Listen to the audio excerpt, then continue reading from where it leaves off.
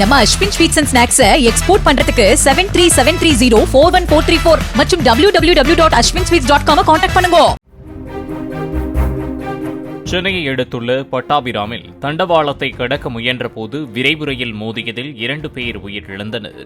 திருவண்ணாமலை மாவட்டத்தைச் சேர்ந்த அவர்கள் இருவரும் பூந்தமல்லி அருகே உள்ள செங்கல் சூளையில் பணியாற்றி வந்த நிலையில் கடைக்கு பொருட்கள் வாங்க வந்தபோது விபத்தில் சிக்கியதாக கூறப்படுகிறது.